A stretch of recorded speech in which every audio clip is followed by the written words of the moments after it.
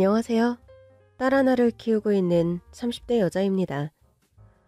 거대한 슬픔은 무엇으로 치유될 수 있을까요? 제가 경험한 바로는 사랑입니다. 머리로는 이해가 되지 않지만 몸소 겪어보면 사랑만이 전부라는 것을 새삼 깨닫게 되더라고요. 저는 감사하게도 사랑이 넘치는 집에서 자랐습니다. 물질적인 면에서는 부하지도 어렵지도 않은 평범한 가정이었지만 부모님은 늘 가진 것에 만족하고 감사하며 없는 이들에게 베풀 줄 아는 분들이었습니다. 어렸을 때부터 그런 삶을 실천하신 부모님 덕에 저 역시 나눔의 가치를 자연스레 익히게 되었어요. 엄마, 저거 뭐야? 딸랑딸랑 종소리. 매년 겨울이면 구세군에서 불우이웃돕기로 이런 자선활동을 해. 저기 빨간색 통 보이지? 구세군 냄비라는 건데 저기에 성금을 모아서 어려운 이웃들을 위해 쓰는 거야. 나도 돈 넣을래. 나 용돈 모은 거 있어요. 정말? 용돈 모아서 사고 싶은 거 있다고 하지 않았어? 2단 필통 산다고 했잖아. 용돈은 또 모으면 되는 거니까 조금 늦게 사도 괜찮아요. 그래. 우리 영희가 아껴 모은 돈이 어려운 사람을 위해 쓰였으면 좋겠다. 얼마 안 되는 용돈이었지만 그때 가지고 있던 돈 전부를 구세군 냄비에 넣었습니다. 가벼워진 주머니 대신 기쁘고 뿌듯한 감정이 마음을 가득 채웠던 것 같아요. 엄마는 제가 입던 옷을 하나도 버리지 않고 모아두셨어요. 해지지 않고 말끔한 옷들을 골라 깨끗하게 세탁을 한 뒤 함께 보육원을 찾았죠. 아빠는 과일과 빵, 과자 같은 간식을 잔뜩 준비하셨어요. 보육원 원장님께 깨끗한 옷들과 음식을 전달드린 뒤 조용히 보육원을 나왔던 것도 생각이 납니다. 매년 5월 5일 어린이날을 보내는 우리 가족만의 방식이었어요. 아빠, 근데 우리는 왜 어린이날마다 보육원에 가요? 내 친구들은 어린이날에 놀이동산도 가고 또 동물원도 가고 엄청 재미있게 보낸다고 하는데. 영희가 그런 친구들이 부러운가 보구나. 놀이동산이랑 동물원은 꼭 어린이날이 아니어도 갈 수 있어. 주말에 영희 가고 싶은 곳 가자. 엄마 아빠 생각에는 어린이날은 어린이들을 위한 날인데 부모님이 안 계신 아이들은 보통 애들처럼 어린이날을 보내지 못하잖아. 우리가 나누는 게 큰 건 아니지만 그래도 그곳에 있는 아이들의 마음이 조금이라도 기뻤으면 하는 마음인 거야. 아빠 말이 맞아요. 꼭 어린이날에 놀이동산 안 가도 돼. 사람만 엄청 많고 복잡하잖아. 우리 영희가 이해를 해주니 참 고맙다. 다음 어린이날에도 옷 줄 거죠? 그럼 나도 옷을 깨끗하게 입어야겠다. 더 많은 옷을 줄 수 있게. 엄마와 아빠는 결혼하고 아이를 무척 원했지만 아이가 생기지 않아 고민이 많았다고 해요. 몇 년을 인내하고 기다린 끝에 태어난 게 저였습니다. 그렇게 힘들게 낳은 저를 무척 사랑해 주셨어요. 하지만 세상에 있는 모든 아이들이 부모의 사랑을 받으며 자라는 것은 아니었죠. 엄마와 아빠는 늘 그런 걸 안타까워했고 저를 아끼며 키우는 동시에 부모가 없는 다른 아이들에게 조금이라도 가진 것을 나누고 베풀자는 약속을 하셨다고 해요. 그리고 제가 유치원에 들어갈 무렵부터 저를 데리고 함께 다녔죠. 솔직히 처음에는 제 것을 다른 사람한테 준다는 게 조금 서운하기도 했습니다.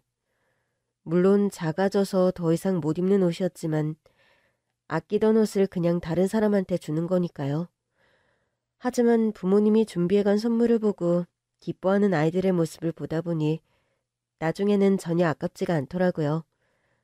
어렸을 때부터 나눔의 가치를 알게 해준 부모님이 너무 자랑스럽고 또 감사한 마음입니다. 그렇게 계속 나누고 베풀라는 뜻이었을까요?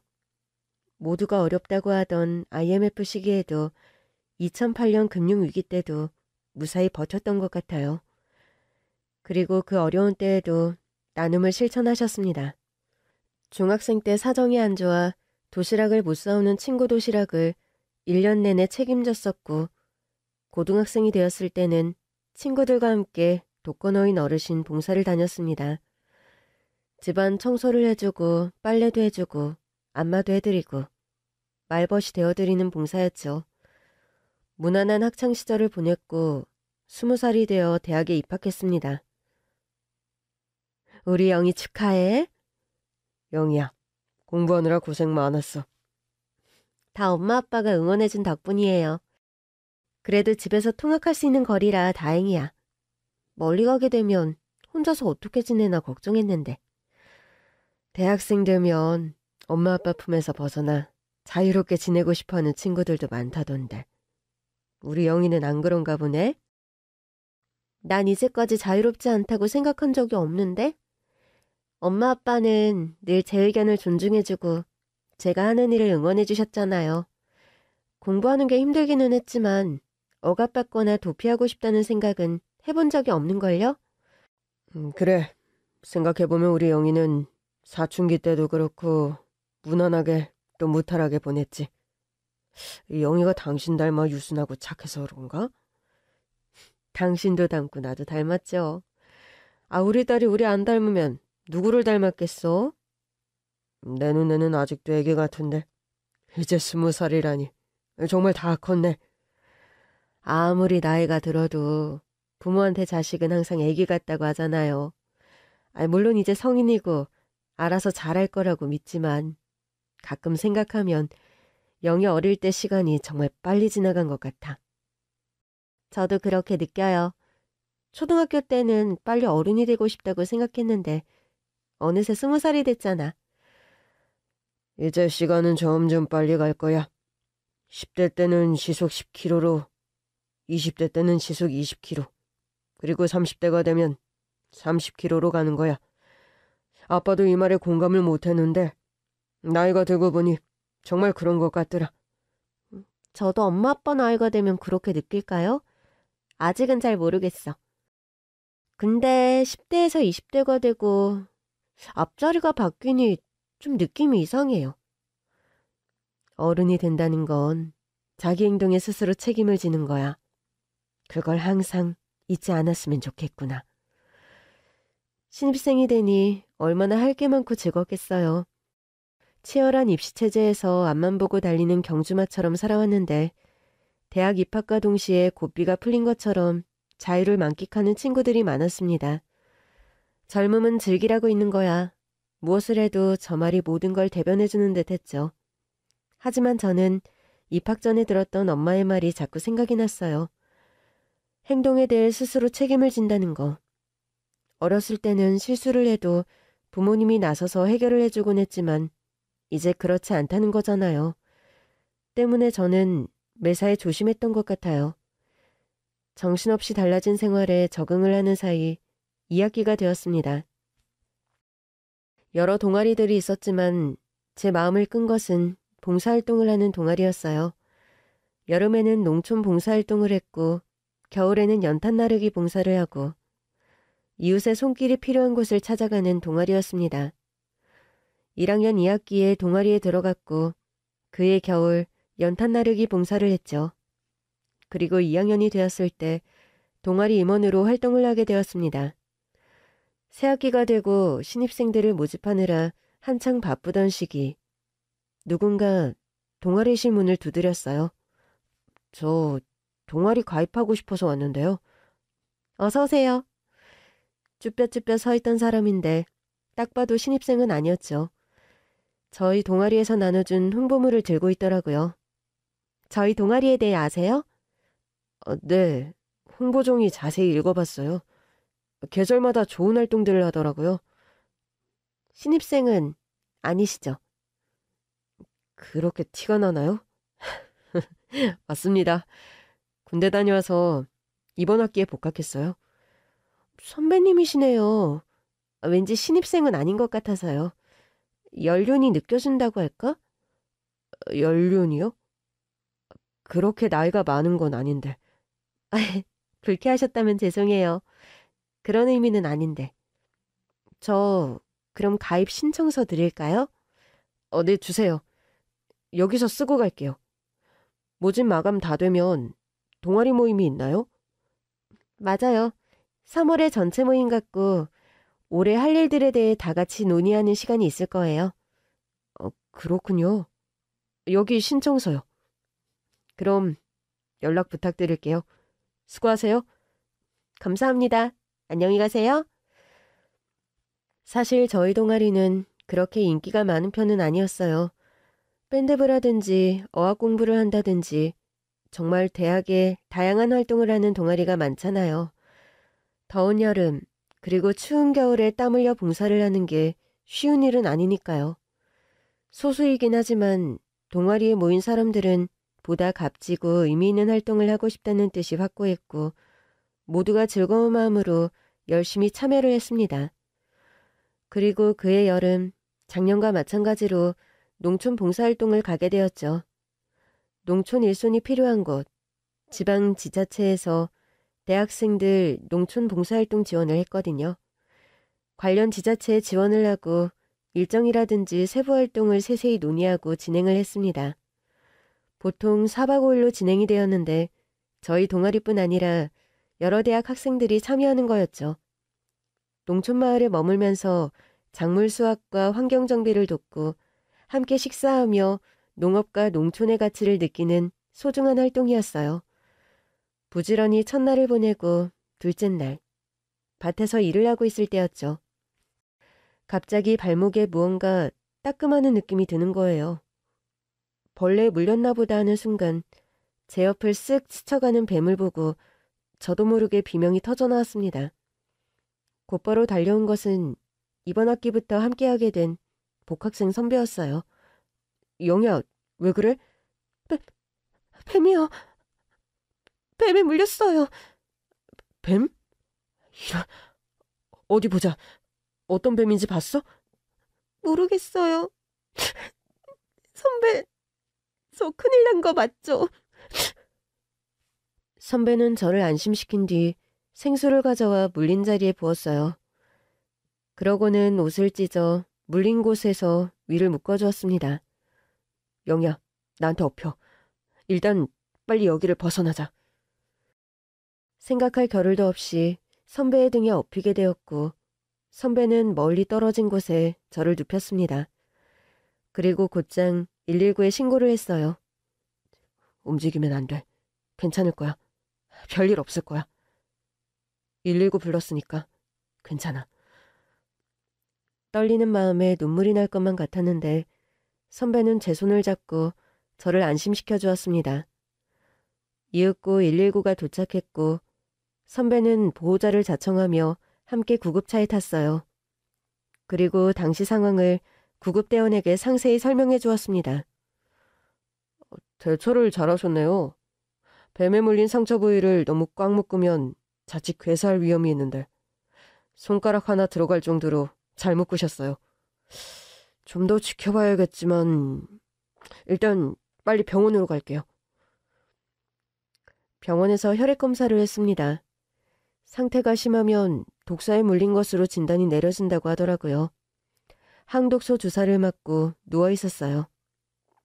언제까지 병원에 있어야 해요? 오늘 밤까지는 있어야 할 것 같은데? 대수롭지 않게 생각하지만 6시간에서 8시간이 지나서 상태가 나빠지는 경우가 간혹 있거든. 혹시 모르니까 병원에서 상태를 지켜보는 게 좋을 것 같아. 좀 더 조심했어야 했는데. 일부러 그런 것도 아니잖아. 그치만 뱀이 먼저 공격하는 경우는 드문데 일하다가 밟거나 그랬나 보다. 많이 놀랐지? 선배가 빠르게 대처해줘서 정말 고마워요. 어떻게 이렇게 잘하세요? 군대 있을 때 뱀을 많이 봤거든. 어쨌든 빨리 병원에 와서 다행이다. 혹시 집에는 연락드렸어? 아직 못했어요. 그냥 이 상황만 말하면 너무 놀라실 것 같아서. 괜찮아지면 나중에 말씀드리려고요. 그래. 일단 조금 쉬어. 6시간 정도 병원에 있었는데 다행히 심각해지지 않은 것 같았고 늦은 밤에 병원을 나올 수 있었습니다.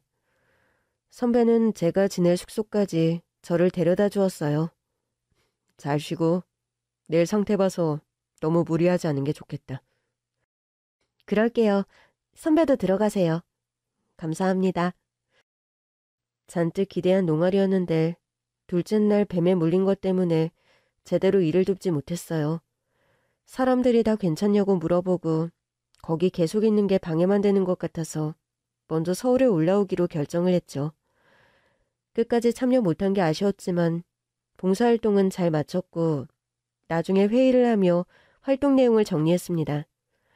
그리고 그때 재빠르게 대처해준 선배한테 너무 고마워서 따로 밥을 산다고 했어요.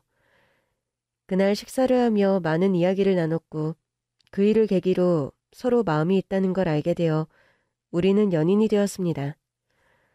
무려 5년을 만났는데 남편은 마음이 따뜻하고 배려심이 많은 사람이었습니다. 대학에서 봉사활동을 하다가 만난 만큼 나눔의 가치도 이해하는 사람이었고 중요한 가치관이 같았어요. 우리는 크게 다툰 적도 없었고 주변에서 잘 어울리는 커플이라고 응원을 많이 해줬거든요. 26살, 5년을 만난 이 남자와 결혼을 결심하게 되었습니다. 이때 남편도 저도 다 직장 생활을 하고 있었습니다. 저희가 모은 돈으로 작게 시작할 마음이었는데 시댁과 친정 양가 부모님이 집을 얻는 데 도움을 주셨어요. 시댁과 친정의 중간되는 위치에 전셋집을 얻어서 신혼생활을 시작했습니다. 아유, 우리 예쁜 며느리 왔니? 어머님, 아유, 이렇게 자주 안 와도 되는데 이럴 거면 신혼집을 멀리 얻으라고 할 걸 그랬다. 준호가 자꾸 오자고 하는 건 아니지? 당신도 마음에 없는 소리를 하네. 아주 며느리 보는 거 좋아서 입이 귀에 걸린 게 빤히 보이는구만. 그래요? 내가 거짓말을 또 못해서. 근데 자꾸 봐도 예쁜 걸 어떡해. 너희 시어머니가 너만 온다고 하면 그냥 너 좋아하는 음식 해준다고 온갖 장을 다 본다. 우리 며느리 올 때마다 진수성찬이라. 그 덕에 나도 잘 먹는구나. 어머님, 음식 하시기 힘드신데 너무 무리하시는 거 아니에요? 아유, 아니야. 너 맛있는 거 먹는 것만 봐도 내가 배가 부른데 뭘. 아무것도 하지 말고 저기 앉아 있어라.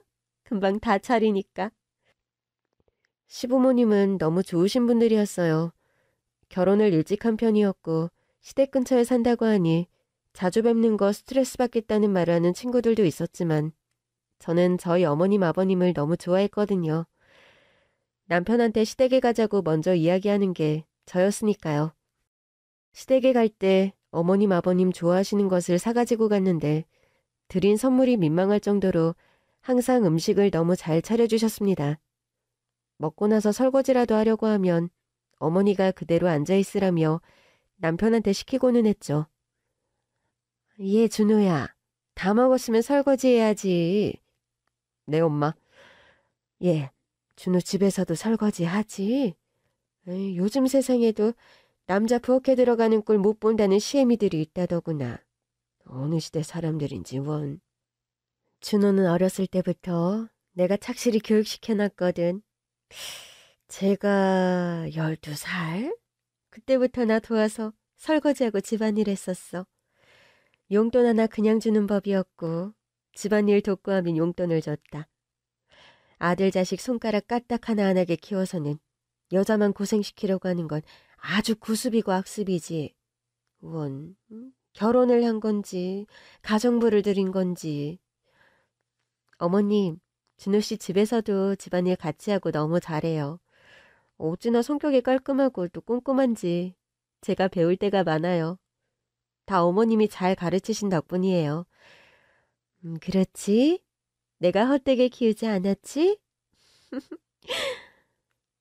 남편이 설거지며 뒷정리를 할 동안 아버님은 과일을 깎고 다과를 준비하셨어요. 정말 이 남자와 결혼하기를 잘했다는 생각을 날마다 했죠. 물론 남편 자체가 훌륭한 사람이고 이 사람을 사랑했지만 결혼을 하겠다 마음을 먹은 것에는 시부모님의 역할이 컸기 때문입니다. 저희가 결혼했을 때 저는 직장을 바로 그만두기가 아쉬웠거든요. 아직 젊기도 했고요. 이걸 말씀드렸을 때도 시부모님은 전혀 개의치 않으셨어요. 자식이 크고 또 결혼을 하면 그건 독립적인 가정인 거다. 아이를 하나를 낳든 둘을 낳든 또 안 낳겠다고 하든 그건 다 너희들이 상의해서 결정하면 될 일이야. 우리한테 물어본다거나 허락을 구할 것도 없다. 너희 시어머니나 나나 그런 것은 일절 신경 쓰고 싶지 않아. 사돈 댁에서 우리 며느리를 어찌나 바르고 똑똑하게 키우셨는지. 새아기니가 능력이 있어서 좋은 직장 다니는 건데 너 하고 싶은 거 마음껏 해라. 사회에서 인정받는 거 중요하지 않니? 그게 남자한테만 중요한 것도 아니지. 대학까지 다 나왔는데 결혼하고 아기 가져서 곧장 회사 그만두고 경력 끊어지는 거 보면 나는 안타까워. 나한테 딸이 있다고 하면 어떤 마음일까 생각해보니 바로 이해가 되더라고. 이해해 주셔서 너무 감사합니다. 아버님, 어머님, 저희는 둘 다 아기를 너무 좋아해서요. 아기는 꼭 낳을 건데 그게 바로 당장은 아니라고 이야기를 했거든요. 신혼생활하면서 직장도 열심히 다니다가 한 2년 정도 뒤에 낳으면 좋겠다고 생각하고 있어요. 그래. 아버지 말씀대로 너희들이 상의해서 결정했음. 그걸로 됐다. 정말 저희 부부에게 일절 간섭이었고 늘 저희 뜻을 우선으로 존중해주며 저희를 대할 때 예의를 지키는 시부모님이었습니다. 저희 부모님도 시부모님이랑 기본적인 생각, 가치관, 성향이 비슷했거든요. 남편도 그래서 저희 집 가는 걸 좋아했어요. 엄마가 음식을 할 때 제가 돕고 또 같이 맛있게 먹은 뒤 뒷정리를 함께하고 남편은 저희 아빠와 대화가 잘 통해서 이야기를 정말 많이 나눴죠. 아휴, 세상에 어쩜 저렇게 매번 할 이야기가 많다니? 수다쟁이들이야. 아빠가 내심 아들을 바랐던 거 아닐까? 아들로 생각하고 지내시는 것 같아. 그래, 만약 아들이 있다면 꼭 저런 모습일 거다. 사위 사랑은 장모라는데. 나도 우리 사위를 아끼지만 너희 아빠 하는 거 보면 사위 사랑은 장인어른이라니까. 그건 그렇고 우리 집에 오는 것만큼 시댁에도 가는 거 맞지? 당연하지. 엄마, 나 시부모님 너무 좋거든? 저 사람은 오히려 귀찮다고 하는데 내가 어머님 댁에 가자고 한다니까?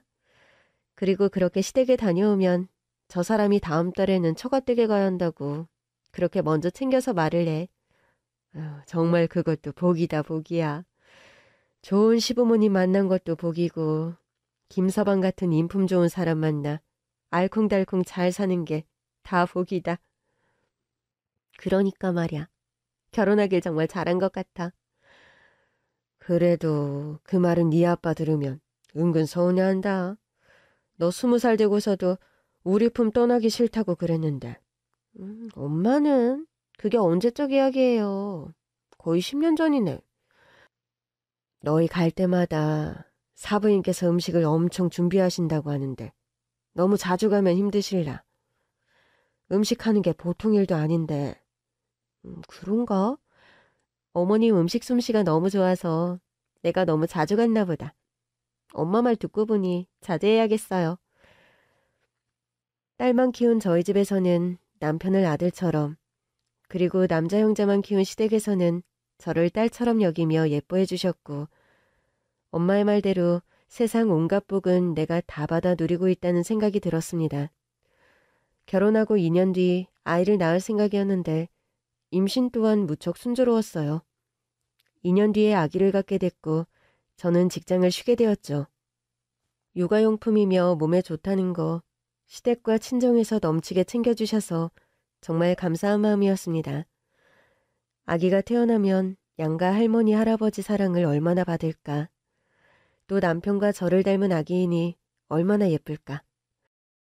하루하루를 기대하는 마음으로 지냈고 10달이 지나 정말 천사 같은 딸이 태어났습니다. 축하한다. 너무 고생 많았어. 몸조리 잘하고 몸 풀고 너 괜찮아지면 천천히 보자. 감사합니다, 어머님. 아버님, 어머님도 아기 보고 싶은 마음이 한가득이었을 텐데 제가 몸 회복하기를 기다려주셨어요. 친정엄마는 제가 조리원에서 나온 뒤 집에 와서 반찬도 해주시고 이것저것 챙겨주셨거든요. 못내 친정엄마만 먼저 오고 어머님이 못 오시는 것 같아 죄송한 마음이었는데 친정엄마니까 그게 당연하다고 말씀을 해주시더라고요. 아기 100일이 지나고 처음 시댁에서 아기를 보러 오셨는데 어머님 아버님 눈에서 정말 꿀이 뚝뚝 떨어지는 것 같았습니다. 지민아, 우리 지민이 어쩜 이렇게 예쁠까? 엄마 닮아서 이렇게 예쁘구나. 여보, 우리가 본 아기들 중에서 제일 예쁘지 않아요? 당연히 제일 예쁘지. 근데 그게 다른 애기들이랑 비할 게 아니지. 우리 손녀딸인데 우리 눈에 최고로 예쁜 게 당연한 거 아니겠어? 아유, 그런가? 아니, 객관적으로 봐도 내가 본 아기들 중에 단연 예쁜데 하늘에서 천사가 내려온 것 같아요. 이 아가야, 애기 밤중에 깨고 그래서 잠 많이 부족하지? 한창 힘들 때다.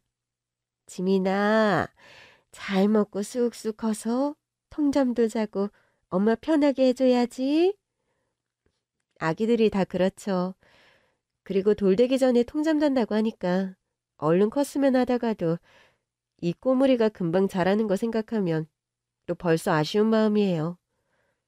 우리 딸은 가족 모두의 사랑을 듬뿍 받으며 자랐습니다. 저는 아기가 3살까지 회사를 쉬었고 4살이 되었을 때 어린이집에 보낸 뒤 복직을 했습니다. 우리 딸은 고맙게도 어린이집에 적응을 무척 잘했어요. 선생님과 친구들이 너무 좋은지 어린이집 가는 것을 좋아하더라고요. 정말 시간이 금방 지나갔고 아이는 6살이 되어 유치원에 입학을 했습니다.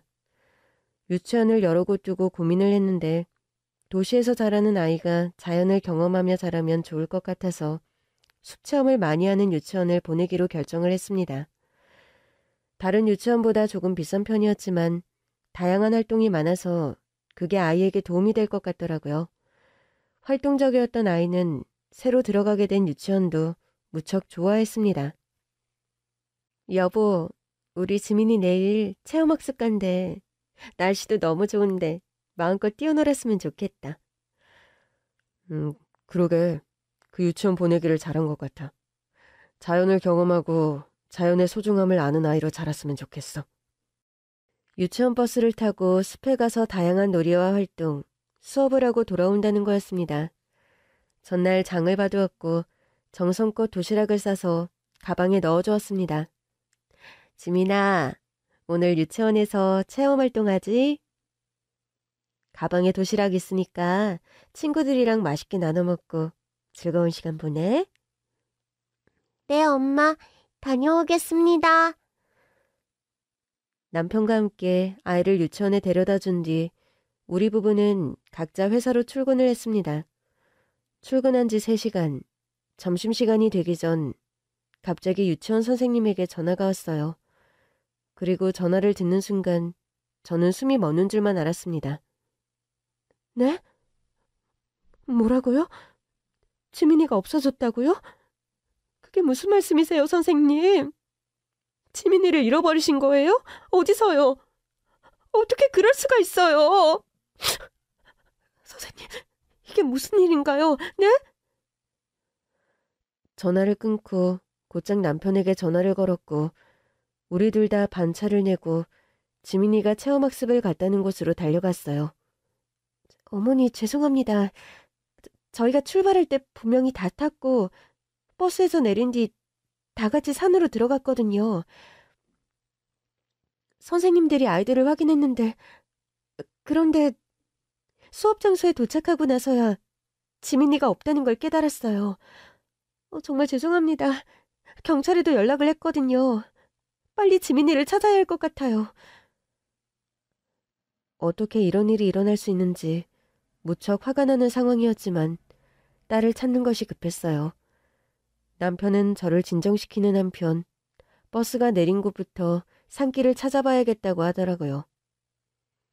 남편과 선생님 두 분과 함께 지민이 이름을 부르며 찾았지만 근처에 아이가 없었습니다.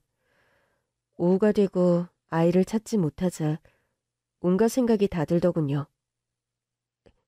여보, 납치 그런 거 아니겠지? 아닐 거야. 지민아, 어떡해? 경찰에도 연락했으니까 기다리면서 찾아보자. 나쁜 생각하지 마, 여보. 우리 지민이 꼭 찾을 거야. 정신없이 아이를 찾아 헤매기를 몇 시간. 저녁 6시가 넘어 경찰에서 연락이 왔습니다. 우리 지민이를 찾았다고요. 지민이는 근처 파출소가 아닌 다른 동네 경찰서에 있었어요. 누군가 길을 잃어버린 아이라며 경찰서에 맡겼더군요. 남편과 함께 택시를 타고 지민이를 데리러 가는데 안도의 마음에 눈물이 흘렀습니다. 감사합니다. 감사합니다. 지민이 찾게 해주셔서 감사해요. 경찰서에서 막대 사탕을 먹고 있던 아이가 엄마 아빠를 보자 한 걸음에 달려오더군요. 엄마, 아빠! 지민아! 지민아, 어디에 있었어? 엄마 아빠 너무 걱정했잖아. 나중에 들어보니 아이는 버스에서 내려 체험 장소로 가다가 지나가던 고양이를 봤다고 해요. 고양이가 너무 예뻐서 천천히 다가갔고 고양이가 도망가자 고양이를 따라갔다고요. 물론 우리 아이가 이탈을 해서 벌어진 일이었지만 장소에 도착하기 전까지 아이들을 챙기지 못한 선생님들 또한 죄송하다며 사과를 하셨어요. 아이 말을 들어보니 다친 곳은 없었고 고양이가 사라진 뒤에 낯선 곳에서 울고 있었다고 하더라고요. 그러다가 놀이터에서 놀았다고요. 지민아, 정말 큰일 나. 유치원 가면 선생님들 잘 따라다녀야 하고 그렇게 혼자 다니면 위험한 거야. 잘못했어요, 엄마, 아빠. 다시는 그렇게 혼자 다니지 않을게요. 아이도 잘못을 깨달은 뒤 많이 놀랐는지 막 울더라고요. 그래도 무사히 아이를 반나절 만에 찾을 수 있어서 정말 다행이었어요.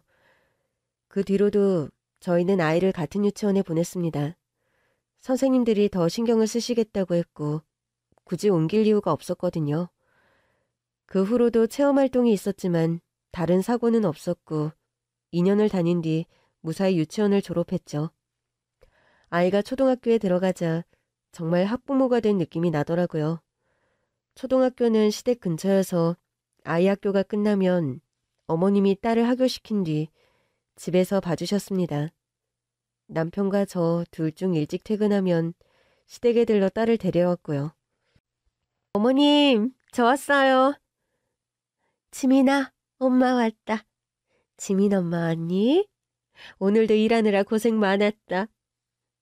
어머님이 고생 많으셨죠. 지민이 집에 와서 간식도 먹고 숙제하고 여태 잘 놀았어. 어찌나 집에서도 얌전한지 우리 지민이는 손이 안 가는 애야. 하루에 몇 시간이지만 초등학교 아이를 돌보는 게 쉬운 일은 아니었을 텐데 어머님은 흔쾌히 아이를 봐주셨고 늘 좋은 것을 먹이며 케어해 주셨어요. 감사한 마음에 어머님께 매달 용돈을 드렸습니다. 그 무렵 남편도 저도 직장에서의 일이 바빴고 특히나 남편은 승진을 앞두고 중요한 프로젝트를 맡고 있었죠. 그러나 끔찍한 비극이 우리 가족을 덮친 것은 아이가 9살이 되던 해였습니다. 그날 오후 어김없이 회사 일에 열중하고 있었는데 어머님으로부터 전화가 걸려왔어요. 전화를 받았는데 핸드폰 너머로 어머님의 흐느끼는 소리가 들렸고 저는 그때 무언가 잘못되었다는 걸 느꼈죠. 지민이가, 우리 지민이가.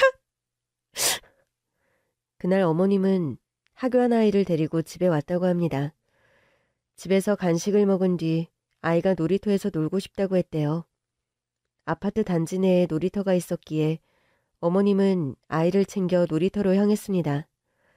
아이가 하교 후 어머님 집에서 지낸 지가 1년이 넘었고 그 아파트에 학교 친구들도 많았거든요. 그냥 여느 때와 다름없이 단지에 사는 아이들이 놀이터에서 노는 그런 평범한 오후였는데 끔찍한 사건이 일어났어요. 단지 내를 지나던 차가 갑자기 속도를 내며 아이들이 놀고 있는 놀이터로 돌진을 했고 그대로 쪼그려 앉아있던 아이들을 치었습니다. 우리 딸을 비롯해 사고를 당한 아이들 모두가 함께 병원으로 옮겨졌는데 제가 병원에 도착하기 전 우리 지민이는 그만 너무나 어린 그 나이에 세상을 떠나고 말았습니다. 정말 세상이 하루아침에 지옥이 되었습니다. 눈을 떠도 눈을 감아도 딸의 모습이 어른거렸고 밥도 제대로 먹지 못하고 잠을 잘 수가 없었어요. 사고를 낸 사람은 고령의 운전자였는데 처음에 급발진을 주장했지만 알고 보니 브레이크와 엑셀을 헷갈렸다고 하더군요. 저는 그 일로 회사를 휴직했습니다. 도저히 제정신으로 일생을 살 수가 없었어요. 지민이가 떠난 날 어머님은 저와 남편 앞에서 무릎을 꿇으셨어요. 내가 잘못했다. 내가 죄인이다. 미안하다. 내가 갔어야 했는데 내가 우리 손녀를 못 구하고 내가 어머님. 엄마, 일어나세요. 어머님의 잘못이 아니었지만 어머님은 그 자리에서 딸을 구하지 못했다는 죄책감에 괴로워하셨습니다. 바로 몇 걸음 떨어진 벤치에 앉아 계셨고 중간중간 딸을 계속 살펴보셨다는데 늘 그러던 것처럼 또래아이들과 노는 것을 보고 계셨는데 사고가 너무 순식간에 일어나 버렸습니다. 그리고 그 운전자는 고령이라는 이유로 형량도 적게 나왔죠. 인생을 살며 그렇게 원망이 마음을 가득 채운 것은 처음이었던 것 같아요. 남편과 서로를 위로하며 또 사무치게 딸을 그리워하며 1년을 버텼습니다. 살아있지만 사는 게 아닌 것 같았어요. 1년이 지나 아이의 기일이 되었고 온 가족과 함께 아이가 잠들어 있는 곳을 찾았는데 사진 속 우리 딸은 환하게 미소를 짓고 있더군요. 지민아, 엄마 왔어. 오늘 지민이가 떠난 날인데 우리 지민이 보고 싶어서 엄마, 아빠, 할머니, 할아버지 다 오셨어. 우리 지민이 하늘에서도 잘 지내고 있지? 아픔이 없는 곳에서 우리 지민이 마음껏 뛰어놀고 있을 거라고 그렇게 믿어. 지민아, 할미가 오늘까지도 우리 지민이 생각해. 지민아, 거기서는 아프지 말고 잘 지내야 해. 그리 멀지 않을 때 할미가 지민이한테 갈게. 할미가 가서 우리 지민이 지켜줄 거야. 1년 반이 지난 어느 저녁, 남편과 저녁을 먹었는데 남편이 조심스레 이야기를 하더라고요. 아직 이룬 건진 모르지만 우리가 계속 이렇게 슬퍼만 하면서 지내는 건 지민이가 바라지 않을 것 같아. 그게 무슨 말이야? 우리 착한 지민이, 하늘의 천사가 부족해서 일찍 데려간 지민이, 우리가 지민이한테 줄 사랑이 많은데, 엄마 아빠가 해줄 게 너무 많은데 그 사랑을 다 못 받고 떠났잖아. 그냥 이렇게 슬퍼만 하고 원망만 하면서 살기보다는 도움이 필요하고 사랑이 필요한 곳에 우리 마음을 나누면 어떨까? 그런 생각을 했어. 남편이 제안을 한 것은 고아원에 자원봉사를 하러 가자는 이야기였습니다. 그리고 아주 오래전 부모님과 함께 보육원 고아원을 찾았던 기억이 떠올랐어요. 초등학교 때까지 내내 매년 어린이날 보육원에 찾았었는데 중학생이 되고 바빠지며 또 더 이상 어린이가 아니게 된 날부터 보육원에를 가지 않았던 것 같아요. 그 어릴 때 보육원에 갔을 때 기뻐하고 행복해하던 아이들의 모습이 떠올랐고 남편과 함께 자원봉사를 다니기로 결정을 했습니다. 어차피 우리 딸이 떠난 뒤 주말에도 거의 집에만 있었거든요. 남편의 말처럼 우리가 마음에 슬픔, 원망만 가득한 채 사는 것은 지민이가 원하지 않을 거라는 생각이 들었거든요. 주말마다 고아원 자원봉사를 다녔는데 한 곳만 가는 게 아닌 여러 곳을 돌면서 다녔습니다. 우리 지민이 또래 아이들, 또 그보다 어린 아이들과 함께 시간을 보내는데 사랑을 나눠준다고 생각을 했지만 봉사를 하며 저와 제 남편이 그 아이들에게 사랑을 받는다는 것을 깨달았습니다. 그리고 자원봉사를 다닌 지 1년이 되었을 때 남편과 저는 고아원에서 아이를 입양하기로 결정을 했어요. 특별히 어린 아기를 생각한 건 아니었습니다. 아이들이 하나같이 다 예뻤는데 그런 아이들이 하염없이 부모를 기다리고 또 가족의 사랑을 모른 채 지내는 게 안타까운 마음이었거든요. 자원봉사는 선뜻 시작했지만 입양 결정은 쉽지 않았습니다. 저희 부부는 입양 이야기로 충분한 대화를 나눴고 또 양가 부모님께도 저희 생각을 말씀드렸죠. 그러던 어느 날 한 고아원에 자원봉사를 갔는데 운동장 한 구석에서 쪼그려 앉아있는 한 여자아이를 보게 되었습니다. 고개를 푹 숙이고 있다가 벼랑간 고개를 들던 아이와 눈이 마주쳤는데 심장이 쿵쿵 뛰었어요. 어머, 여보, 저 아이 하늘에 간 우리 지민이랑 너무 닮았어. 뭐? 누구? 저는 남편을 이끌고 아이의 곁으로 갔고 그 아이와 얘기를 나누다 아이가 차고 있는 목걸이 속 사진을 본 순간 너무 놀라 기절했습니다. 여보, 정신 차려! 얼마나 누워 있었을까요? 눈을 떴을 때는 걱정스러운 눈빛으로 저를 보는 남편의 얼굴이 보였어요. 여보, 그 애 어디 있어? 그 애가 하고 있는 목걸이 말이야. 잠시 뒤 상담실에서 저는 그 아이를 보게 되었습니다. 안녕? 아까는 놀랐지. 미안해. 괜찮아요. 이름이 뭐야? 수민이. 수민이. 예쁜 이름이구나. 아줌마가 뭐 하나 물어봐도 될까? 네. 수민이가 하고 있는 그 목걸이 말이야. 목걸이 이야기를 하자 아이는 경계하며 목걸이를 가리더군요. 그거 가져가려는 거 아니야. 그런데 아줌마가 잘 아는 물건이라서 그런데 혹시 그 목걸이 어떻게 갖게 되었어? 그 목걸이 안에 사진 들어있는 거 알았어?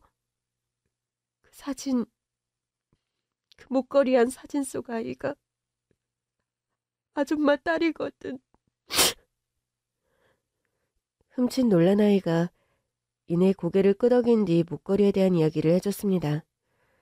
약 5년 전일까요? 우리 딸 지민이를 6살 때 잃어버린 적이 있었죠. 그때 우리 딸이 목걸이를 하고 있었습니다.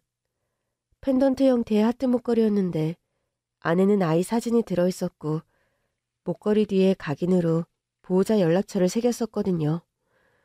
그런데 5년 전 우리 아이를 경찰서에서 찾았을 때 너무 감사한 마음, 경황이 없어서 목걸이가 없어진 걸 몰랐었어요.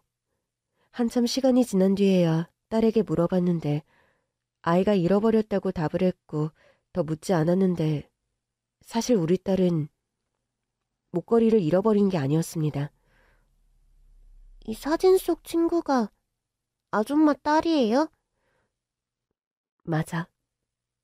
나 아는데? 오래전에 만난 적이 있는데 지민이가 나한테 선물로 준 건데? 근데 지민이는 지금 어디 있어요? 지민이는 하늘나라에 있어. 하늘나라? 하늘나라에 갔다고 하니 아이의 표정이 어두워졌어요. 그 모습을 보는데 눈물이 날 것만 같았죠. 우리 지민이 어떻게 만났어? 진짜 오래전인데 저는 기억이 나요. 지민이가 유치원 앞에서 울고 있었어요. 맞아. 그때 길을 잃어버렸거든. 그래서 제가 지민이한테 갔어요. 왜 우냐고, 울지 말라고 그랬는데, 저는 유치원 끝나고 고아원으로 가는 길이었는데 지민이를 만났거든요. 지민이가 계속 울어서 울지 말라고 하고 우리는 같이 놀이터에 갔어요. 놀이터에서 재밌게 놀았는데 완전 재미있게 놀다가 고아원에 가는 걸 까먹을 정도로요. 우리 지민이랑 같이 놀았어? 네. 그런데 나중에 고아원 선생님이 우리를 찾았어요. 그때 유치원 끝나고 고아원으로 안 왔다고 혼났는데 지민이가 나한테 먼저 놀자고 했다고 내 잘못 아니라고 그렇게 말해줬어요. 6살 때 체험학습을 가다가 길을 잃어버렸던 지민이. 고양이를 따라가다가 낯선 곳으로 가게 된 지민이가 만난 게 이 아이였던 겁니다.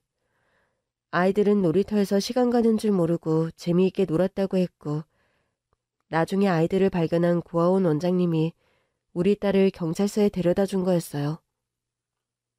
친구, 지민이랑 헤어지기 전에 제가 그랬거든요. 지민이가 하고 있는 목걸이 예쁘다고. 하트 목걸이 엄청 예쁘다고요.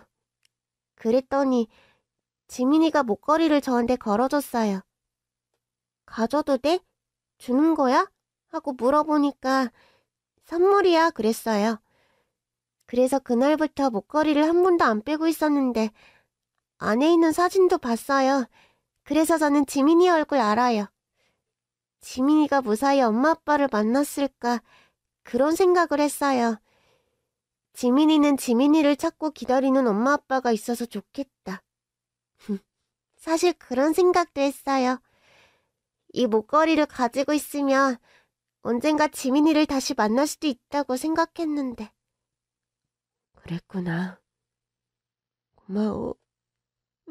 정말 고마워. 당시 경찰서에 우리 딸을 맡긴 원장님은 이름도 남기지 않은 채 아이 부모를 꼭 찾아달라는 말만 남기고 가셨거든요. 그러고 보니 이 고아원이 예전 우리 딸을 보호하고 있던 경찰서와 멀지 않은 곳이었죠. 수민이라는 그 아이는 우리 딸과 나이가 같았습니다. 11살. 우리 딸이 살아있다면 수민이와 같은 나이였어요. 아이와 만남을 가진 뒤 남편과 함께 집으로 돌아와 이야기를 나눴습니다. 그 애, 수민이라는 애 말이야. 멀리서 봤는데 나는 정말 지민이를 본 줄 알았어. 그래, 당신만 그렇게 본 게 아니야. 나도 그렇게 느꼈어. 너무 신기하지?